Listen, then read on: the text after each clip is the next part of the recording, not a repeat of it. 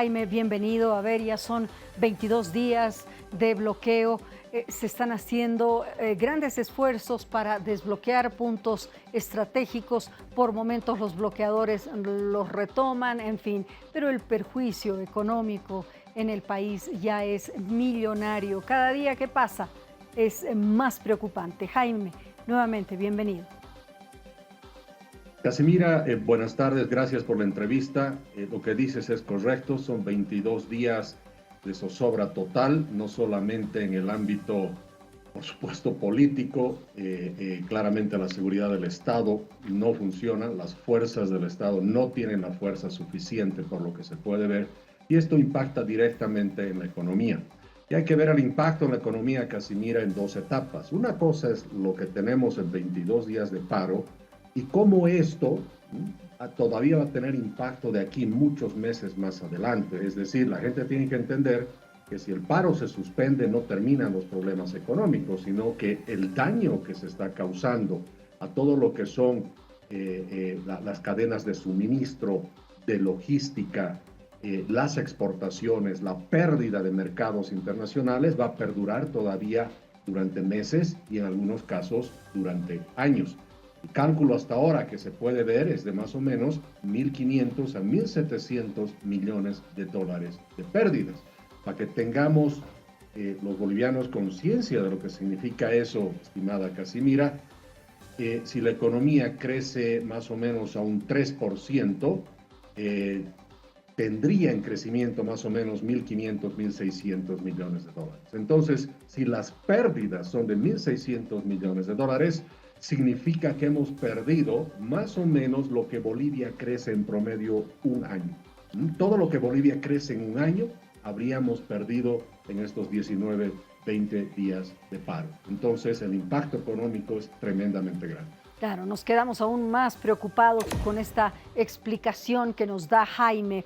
Ahora, en caso de que se levanten los bloqueos, que es lo que esperamos todos, porque no cabe duda que los bloqueos han ayudado a que la situación económica se vea aún más complicada. En caso que se levanten estos bloqueos, ¿cuánto va a ayudar para que los dólares, el tema de los carburantes, de los precios de algunos productos vayan volviendo a la normalidad? Bueno, la economía ya estaba en una situación bien precaria, muy precaria diría yo, antes de que se inicien los bloqueos, y esto evidentemente lo que hace es empeorar las cosas. El hecho de que se levanten los bloqueos claramente va a ayudar, ¿no es cierto? Pero no es que nos va a volver a una situación que estábamos como antes. Vamos a seguir en situaciones complejas, aún más complejas todavía. Por ejemplo, tú tienes de estos 1.500, 1.600 millones de dólares de pérdida, se estima que el agro ha perdido más o menos 900 millones, el turismo habría perdido 120 millones de dólares, que ya no se recupera, Casimira, ese es el tema. Evidentemente estamos mejores en el sentido de, vamos a estar mejores en el sentido de que vamos a reanudar ciertos negocios de la manera precaria en la que estamos, pero ya son recursos que se han perdido para toda la vida. Esos 120 millones de turismo se fueron para toda la vida, simplemente no se vuelven a recuperar. La economía cochabambina habría perdido cerca de 780 millones de dólares, eso simplemente no se va a volver a recuperar. El tema de que toda la cadena logística tan precaria del transporte de combustibles, que ya estaba muy mal y ahora se ha interrumpido, significan pérdidas muy grandes hacia adelante. Estamos en la cosecha de verano, ¿no es cierto? Ya noviembre, diciembre hay que empezar a cosechar. El diésel, la energía no está llegando donde tiene que llegar. Y esa es una cosecha y una campaña que ya empieza muy mal y ya no se vuelve a recuperar hasta el próximo invierno. Entonces, si te das cuenta, las pérdidas son muy grandes las que se están produciendo. Claro. Ahora, Jaime, me gustaría hacerle la siguiente consulta, porque según un informe del Instituto Nacional de Estadísticas, Bolivia habría crecido un 2,58% en el segundo trimestre, de este año. ¿A qué lo atribuye, Jaime? Bueno, evidentemente estamos hablando de un crecimiento a junio. Tenemos siempre la información retrasada. Sigue siendo, por supuesto, un crecimiento bienvenido, todo crecimiento bienvenido, pero igual sigue siendo tremendamente raquítico, ¿no? El hecho que estemos a 2.3 o 2.5, si queramos, no es gran cosa, considerando que la inflación anualizada está creciendo a más del 6%, entonces estaríamos con un crecimiento real negativo. Ahora, el crecimiento de la economía no solamente hay que verlo en un periodo, habría que verlo en varios trimestres. Evidentemente, al segundo trimestre tenemos ese crecimiento como del 2.3, pero si vemos el crecimiento trimestral y lo vemos en orden, los trimestres consecutivos desde el segundo trimestre del 2021, de estar creciendo al 10% trimestral, estaríamos ahora creciendo a menos de 2,5%. Entonces, evidentemente, bienvenido todo el crecimiento positivo, pero lo complejo es que es un crecimiento que puede mostrar claramente que estamos con un crecimiento de una economía que en el tiempo se ha ido debilitando. Ahora, por supuesto, el crecimiento que viene hacia fin de año, en el caso de Bolivia, empieza a tener características de incremento, porque a fin de año empiezan a ejecutar lo más rápido posible por temas presupuestarios el tema de inversión pública, y eso tiene su impacto.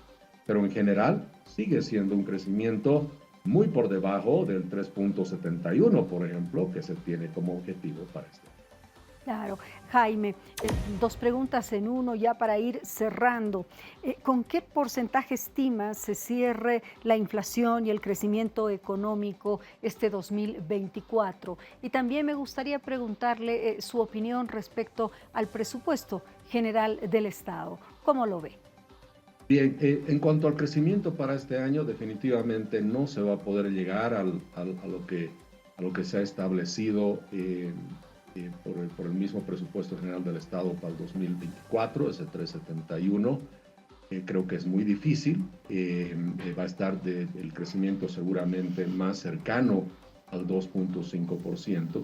Y por el otro lado, en temas de inflación, tampoco se va a tener las metas inflacionarias que se dijo para este año. Con seguridad la inflación va a estar más cerca al 10% que al objetivo de 4% que se había puesto el gobierno. Entonces, eso demuestra que los precios, evidentemente, están con una pérdida, los precios están subiendo por una pérdida significativa en el valor de la moneda, en el valor adquisitivo de la moneda, que cuando se ve, te digo, anualizada, la inflación ya está creciendo a cerca del 6.18%, y que estar cerca al 10% creo es algo que es muy posible, especialmente por las condiciones en que la economía está siendo afectada justamente por el efecto de los bloqueos. Respecto al presupuesto general del Estado, otra vez la ilegalidad que se comete todos los años, 31 de octubre ya debería estar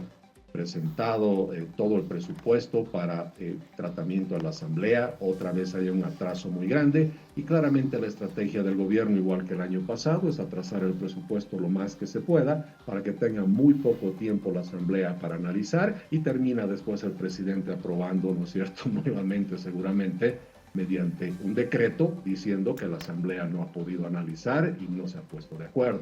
Lo que sí podemos ya percibir en los números